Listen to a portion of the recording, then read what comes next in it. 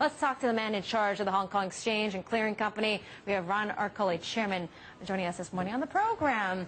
Good morning. Good morning to you, Ron. So how does that feel? Number one for Hong Kong, the first time an Asian market has taken that place in this WEF survey. Yeah, obviously we're happy about it, particularly, the sectors that actually moved us into number one spot, the IPO and the insurance market. Right. But I think it just goes to show, how competitive the world is. And I think if you look at the detailed report and the scoring, the marking is pretty tight between, Hong Kong, US, and the UK. Mm-hmm. So, we probably have to pedal a little bit harder between now and next year if we want to stay there. Yeah, that's right. Getting to the top is easier than actually staying there, right, Ron? So what about the IPO pipeline going to years end? I got to talk to you about that. High Tone pulling their massive IPO. Are we still going to see a year-end rush for some companies? I think we still have, several companies, due to do the IPO before the end of the year. But of course, with the market so volatile, you can't blame, companies like High Tone, to say that, well, why do we need to, underprice our issue? So, which is fair enough. And, obviously, from an exchange point of view, we'd like to see them go ahead. Mm-hmm. But at the end of the day, they have to be happy with the pricing. Yeah, it makes you wonder why, even in these volatile market conditions, even with the U.S. Fed finally saying there's still downside risks to the economy because of the European situation, why choose to get a market now when you can wait for maybe better market conditions in the future? Well, that's not that obvious because a lot of people are looking at the euro situation and they think there are more challenges next year than, let's say, in the next couple of weeks maybe. Yeah, which is quite scary, I would have to say. Yeah. What are your thoughts on the European situation? I know you oversee the Hong Kong Clearing Exchange, its company, but you've got to have some thoughts on the markets, right? I think, one of the challenges about Europe is that, even if they're able to do something with the debt situation, which is a big ask. Yeah.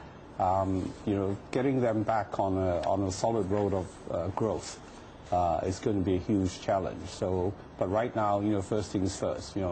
Let's see them put their house in order, and at some stage or other, they run out of inventory, and hopefully, some orders will come back to Asia.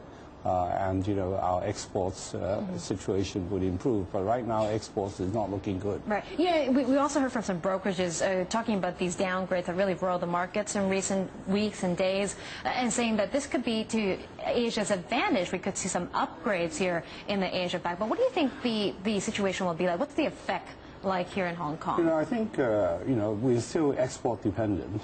Maybe not as much as we were 3 years ago. But I don't think Asia as a whole, as an economy, has had enough time to make that structural change from reliance on export to stimulate domestic consumption to replace the growth that comes from the export. So, we probably need, a couple of years. Yeah. And, unfortunately, the timing, looks slight mismatch, but I think we'll still see growth. Right. So, that's the good news. Yeah, okay, still see growth. And you said we need a couple of years maybe to try to get through this process. So what does the pipeline look like for 2012 then? Well, our pipeline, we still have, 80, 90 companies, being processed now. So, and the interesting thing is that the ones that have decided not to do an IPO are probably the bigger issues. So, we've emphasized all along that, particularly at the Hong Kong Exchange, we're not just about big companies. We do a lot of SMEs. So, 50 million, 100 million US, 200 million US listings are, very good size in any part of the world. And we are hopeful that if your business is good, your prospects look good, there's still investor appetite. Yeah, now, and Ron, I know you're basically like the ambassador for the exchange, so you go to these countries like Italy and all around the world to get companies interested in listing here in Hong Kong. What about that rush for foreign firms? Like, you got Entice Rusal to come here from Russia, also some African miners as well, and, Xenia looking to list here after the success of Prada.